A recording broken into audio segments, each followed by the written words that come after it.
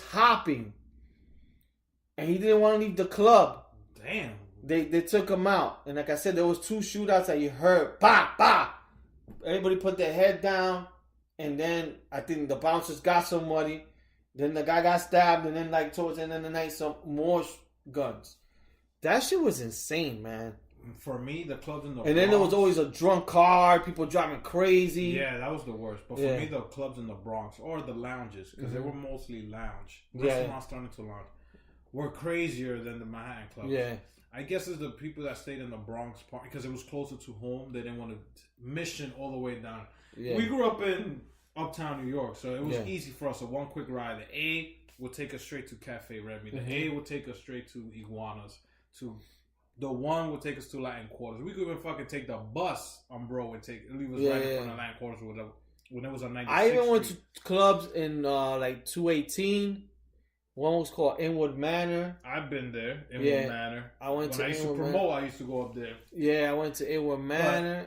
When it was Fuego, I used to go there, 145th and Broadway. And then Dykeman had their own big club also. I forget the name of that. La Vega? La Vega, bro. That used to be my spot, bro. La Vega. I never went there. I saw Raulín there. I saw Toño there. Like, all these dudes that are hits right now, I used to see them there. You see all the Spanish mommies in there. You be like, holy... They used to pick also to get in. Yeah. But the only reason I used to get in fast is because I used to promote for Brisa. Yeah. And they'd be like, oh, él trabaja for Brisa. Let him in. And I'd have to pay. So at that time, I used to take Rodeo with me. Because Rodeo, he didn't want to go home. So he would see me handing out flyers and promote. And be like, yo, after I'm done, we would go inside. And we could chill. And you'd be like, damn. And right across the street from La Vega, some people used to rent. You see the parking space there? There's a little thing, a hall you could rent upstairs. I'm going to ask you a question. When you used to promote, get flyers. I did the same thing too. Oh, I had like always over 2,000 flyers in my book. What would you do? If I didn't give them all out, it should be in the garbage. Me too. I would give out like 100. Yeah. And then the rest I'll start throwing in the train. With some of them, do you have to put like your name on them? If you want them to if you want them to get it free, like the girls VIP, the girl ones. Yeah. But I used to stand at 181st and say Nick. Yeah. And I used to give them out. Yeah. Yo, after 2 hours, I'll be like, yo, I'm tired. I'm going to Burger King. I'm going to eat something. Or I'm going to go to the pizza shop right across the street. Yeah.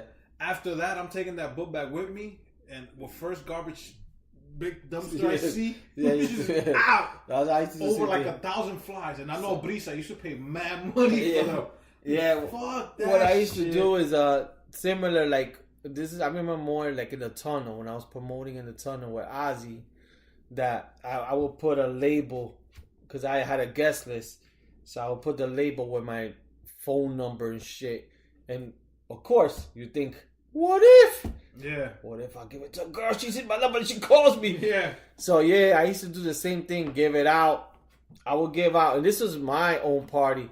Give out like 100, and from there I used to throw them away. My own flyers. But you see, you were promoting for the tunnel. I was promoting for promoting for Inwood Manor. Wherever Brisa could find a place to do his parties. So Inwood Manor was the biggest spot he had. So there, I could put like names like, oh, I'm gonna buy a bottle when I go there. Because back in those days, they won't sell bottles for $400 like they do now. Back then, for like $100, you had a good table service. Yeah. And you had like at least 8-9 chairs in your table. Yeah. Now, you get a table with 4 chairs, and the bottle's gonna cost you at least $300. Yeah. And back then, now some of them is 2 bottle minimums. Exactly. Back then, you get a big size bottle. Yeah. Fucking ice, juice, the whole 9 yards. They give you more than what they do now. Yeah. So I used to put like, yo, if he's gonna buy that, boom, Brisa, I'll be like, yo, I'm gonna give you something extra if that person comes in with this and they buy a bottle, or if they use your name and with your guesses, I'll be like, I bet. But all my guesses was always all girls. Yeah. I never had dudes. My shit was all dudes. Nah, man, I didn't want to. All my boys would be down. I would have a lot of girls, but like it depends. Like girls for me, it depends. If it was like a dope club, like when I used to promote Decos, that is the same type of crowd, like my kind of crowd. yeah, I would have a lot of girls that if they're going, yo, I'm gonna be with my 4 girls, they would show up. Yeah.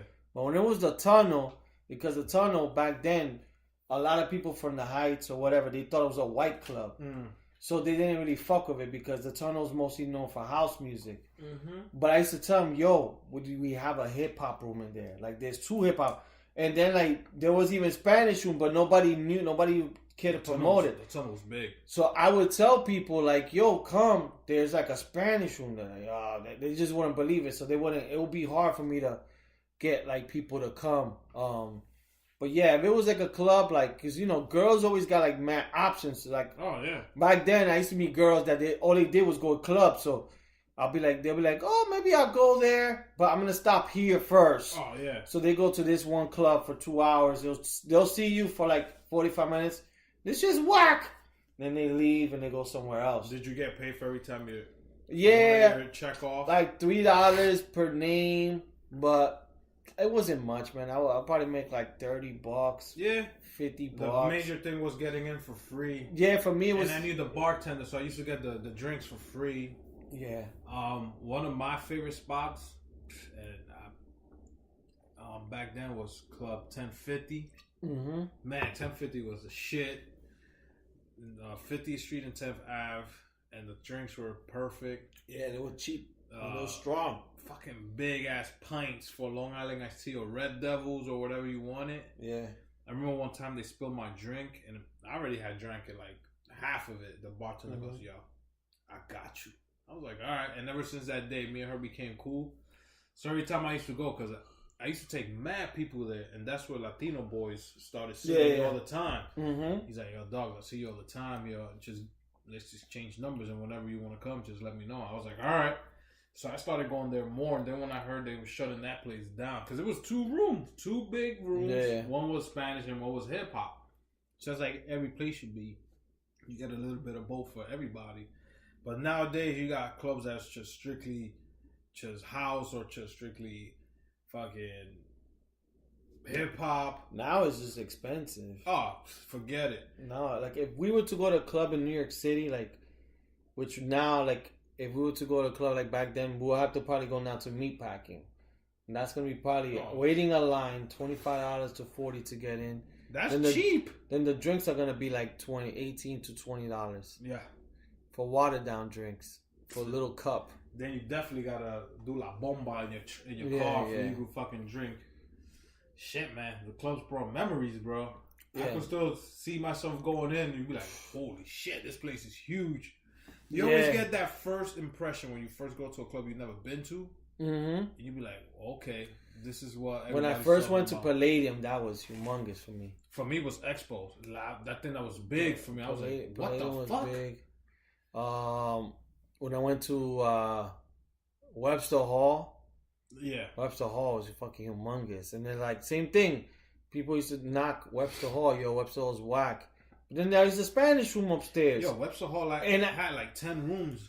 Yeah, and Webster Hall Spanish because it's mostly like there wasn't that many Spanish competition. So you be the man. I used to be the man there. I used to be like turning girls like I'll dance with like 1 or 2 and then I'm like another girl wants to dance. Nah, I'm sweaty. I'll be back. Or I'm gonna go get a drink. You be that conceited girl. Yo, for real, man. Over there it was easy because there wasn't that many guys that could dance Spanish. As opposed to if you're like uptown, there's a lot of guys that could dance good. Oh, fuck that. I'm saying, those are the clubs, those are the lounges in the Bronx. Like when I went to this place called La Ceniza in the Bronx, mad hood. Yeah. But everybody was having fun. Everybody dancing. It felt like a house party. Everybody dancing mad tight to each other. So those clubs were good, man. But yeah, man. Yeah, these are some of the clubs that we used to go to back in the days. The fucking good old days for us. I wish they had and they probably do. If any of you guys know about it, like any Instagram page that is catered to like a lot of the pictures of the old clubs, that would be cool. Like a Webster Hall page or something like that. But yeah, man, that's pretty much it. Last episode of March, I'll be going to London. So next week's episode, we'll definitely be talking a little bit more of the UK trip and, you know, what happened like this week or whatever. But it's about that time, brother. Yo, Lee's gonna come back from London with his accent for like a week. Yeah. He's gonna talk like Austin Powers. You blokes. I'm gonna shag all day. Shag later. Shag. So you know it's about that time. Are you going to the loo? Should I go first? You go first? You go first. All right. So, once again, people who's getting smacked come from this little state you guys might know as Florida. I don't know how come we're always smacking somebody from there, man. It's like the easiest. I think I'm gonna have to stop and give myself a challenge and pick another state.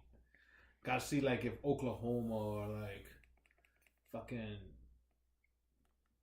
Cali or something has as many people getting smacked as Florida has.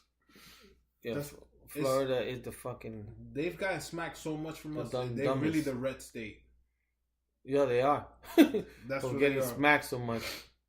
So this time, I'm smacked. Yo, this girl was smacking people with pizza. That's why I picked it. Because it's so perfect. Oh, man. It's Florida and it's pizza. So, this... she throws slices of pizza at a pizza maker, and she's charged with battery. Her thing was... Her argument was, this is a 20-year-old girl, that the slices of pizzas, she wanted to get a refund because it made her child sick. So the worker offered her a new pizza.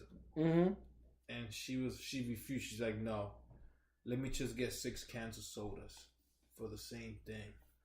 And the guy was like, look, I'm trying to give you a refund or whatever it is.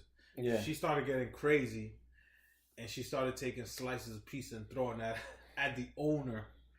So I know Lee was gonna get mad at this because it was a waste of pizza, but I wanted to smack somebody from Florida, so it's a win-win situation for the Chuleta brothers. There you go, man. You know what's crazy with speaking of pizza? Before I get my smack, yesterday was probably the hardest day for me. Why? This you pizza Philly? thing.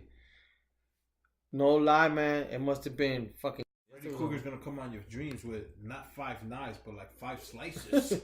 For real, man. Yesterday was fucking hard as fuck. Come on, Lee.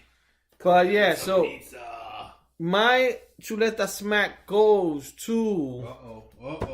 And this is just an observant stuff that I noticed. That maybe other people go through it and they could agree to give these people Chuleta smacks. It's just something I noticed. So, today I'm in the Heights. I'm in a red light. Red light district. Red light 178 Broadway. Red light 1, 2, 3. They're about to make a right. You know the Heights is always mad people, right? There's a lot of pedestrians compared to New Jersey. Especially 178 in Broadway. Of course, you're like, okay, yo. And I'm like thinking to myself, yo, the light is red. Like, you guys could cross. Yeah. And I'm like, I bet you these motherfuckers are going to try to cross when the light is green. Of course. What happens? The light turns green, they try to cross. So, yo, Chuleta smack goes to them. And all the time that happens because I noticed that sometimes the light is red. Like if you're downtown New York City. Sometimes...